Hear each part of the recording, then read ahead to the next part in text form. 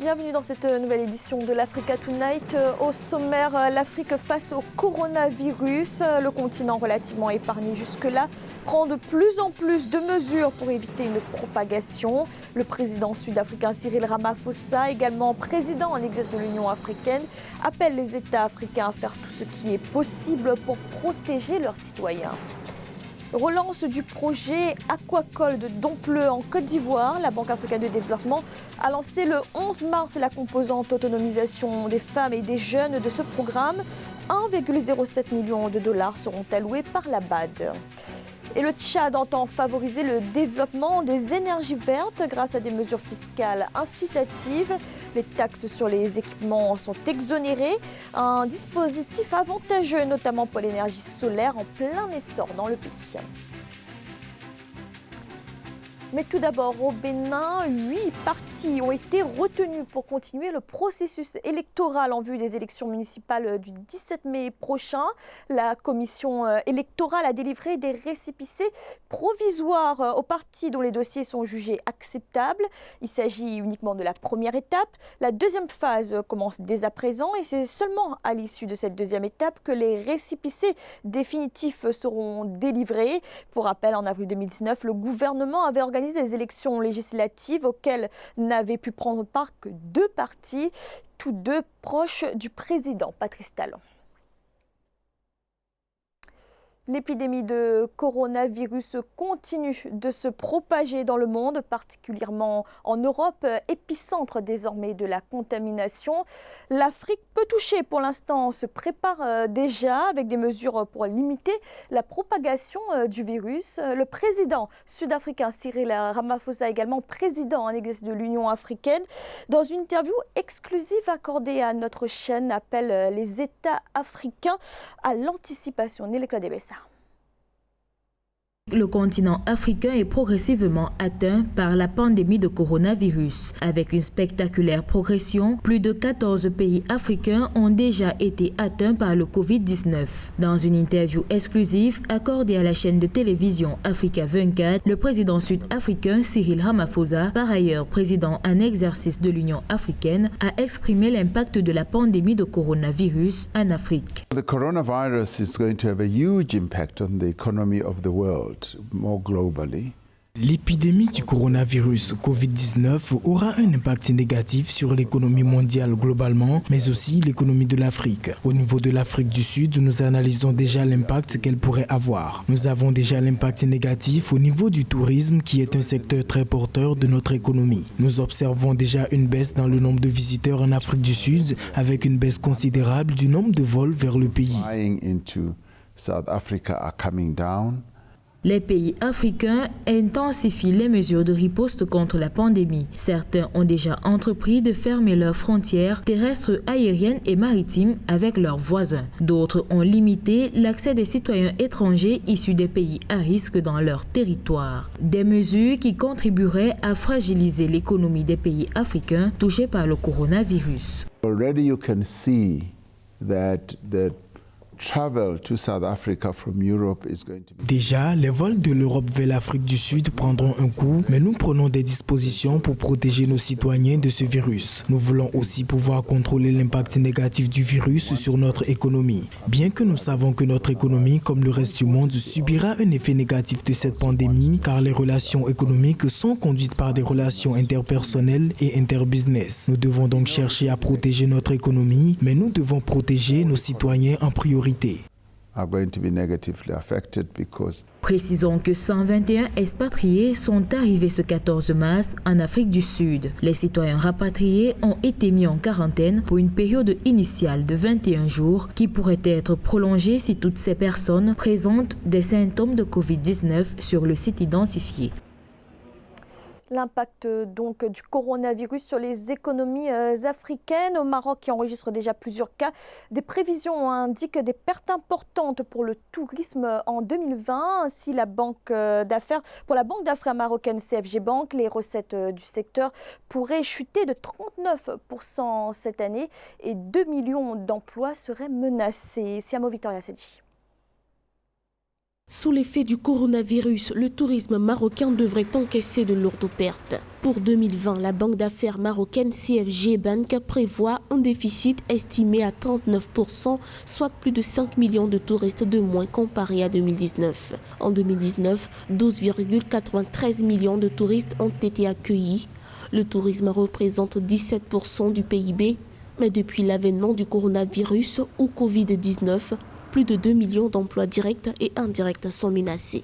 Si l'épidémie est maîtrisée et si on quitte le niveau 3 en Europe à un niveau 1, alors là, on peut dire que ce serait un choc à court terme qui sera rapidement maîtrisé. Donc, espérons que d'ici les semaines à venir, qu'il y ait une évolution notable de la situation sanitaire. La plupart des touristes proviennent de la zone européenne, notamment de la France ou de l'Italie, des pays à haut risque. Le nombre de touristes français devrait donc chuter de 50%. Les arrivées touristiques d'autres pays se replier de 20% selon la CFG Bank. L'Union européenne continuera naturellement d'avoir des effets d'entraînement positifs ou négatifs sur l'économie marocaine en fonction de ses propres performances. L'épidémie de Covid-19 a perturbé les chaînes d'approvisionnement mondiales qui pourront faire perdre 2,6 millions de tonnes de volume d'échanges commerciaux chaque mois à partir de mars 2020. Au Maroc, le premier cas testé positif au Covid-19 a été déclaré le 3 mars, mais il est guéri. Les autorités l'ont annoncé vendredi 13 mars. Jusqu'au 13 mars, 7 cas ont été confirmés, dont un décès selon le ministère de la Santé. 4 sont sous traitement. Leur état est rassurant et en constante amélioration, selon ce qu'a déclaré le ministère marocain de la Santé. Et également un premier cas de coronavirus confirmé au Congo. Il s'agit d'un franco-congolais âgé de 50 ans arrivé dans le pays le 1er mars et qui revenait d'un séjour en France. Le premier malade du Covid-19 sur le sol congolais est dans un état stable. Selon le communiqué lu par le porte-parole du gouvernement Thierry Mongala, l'épouse du patient ainsi que leurs filles ont été isolées et sont sous surveillance permanente. Les autorités indiquent également procéder au traçage de toutes les personnes ayant été en contact avec le malade. Économie à présent, en Côte d'Ivoire, c'est un important projet qui est réactivé, le projet aquacole de Dompleu dans l'ouest du pays. Un projet longtemps interrompu en raison de la crise politique et militaire. Et c'est la Banque africaine de développement qui relance ce programme qu'elle avait déjà financé en 2000, avec cette fois une composante dédiée à l'autonomisation des femmes et des jeunes. Amenedi. Financé en l'an 2000 et interrompu par la crise politique et militaire entre 2002 et 2012, le projet aquacole de Dompleu à l'ouest de la Côte d'Ivoire a été relancé par la Banque africaine de développement. Il s'agit d'une branche du programme d'électrification rurale dans la région qui devrait à terme faire bénéficier de l'électricité à 20 000 ménages en plus de la création d'activités génératrices de revenus. Ce projet est une branche importante du projet d'électrification rurale dans la région. À terme, 20 000 ménages devraient bénéficier d'électricité. Mais accéder à l'électricité nécessite des ressources financières. C'est pourquoi il ne faut pas limiter l'électricité aux seuls usages domestiques. Il faut l'utiliser pour créer des activités génératrices de revenus. La composante autonomisation des femmes et des jeunes a été financée à hauteur d'1,07 million de dollars par l'institution.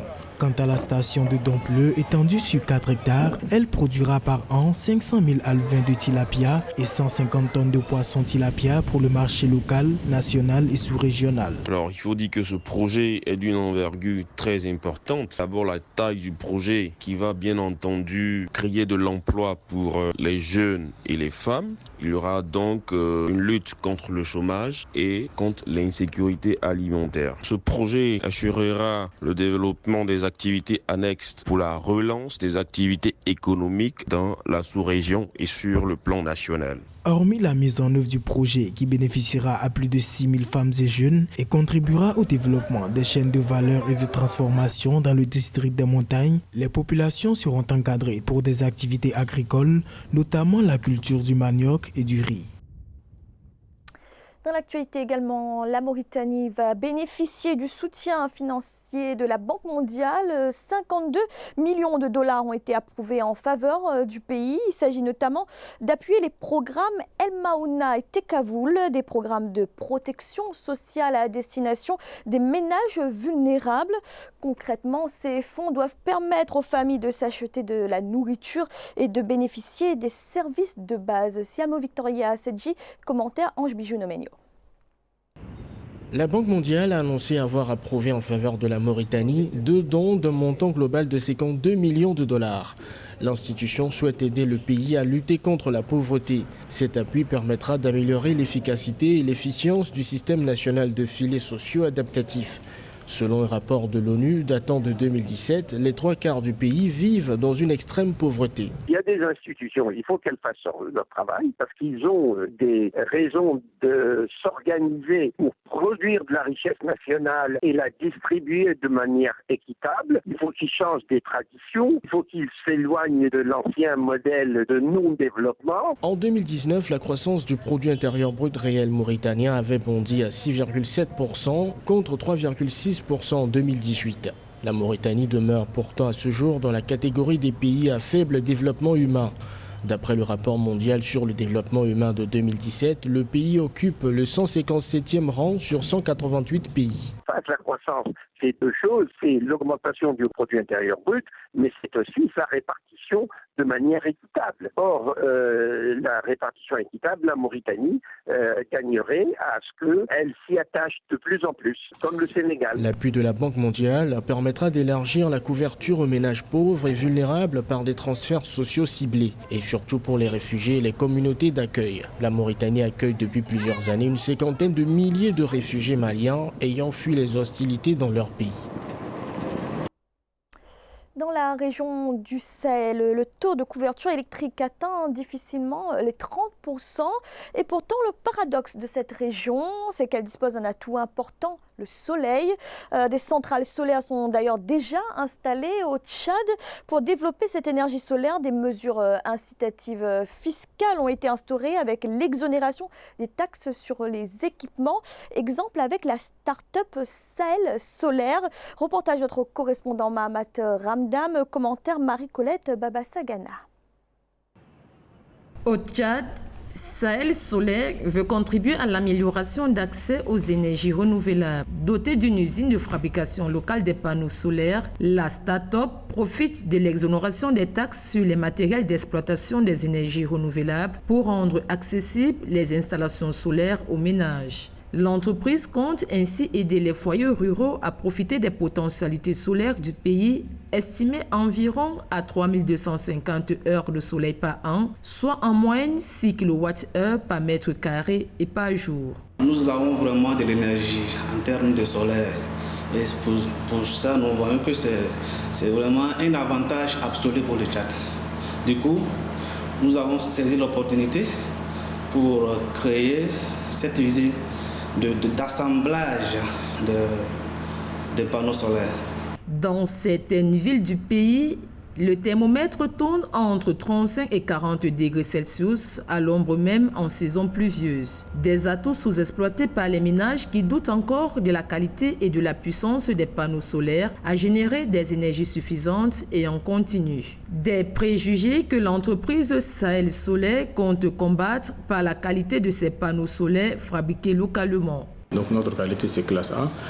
Donc il supporte le choc, il dirait au moins 25 ans sans problème. Et il supporte les changements de climat. Et les gens même, ils ont utilisé, ils ont dit voilà c'est bon, il n'y a pas de problème, ça donne bien.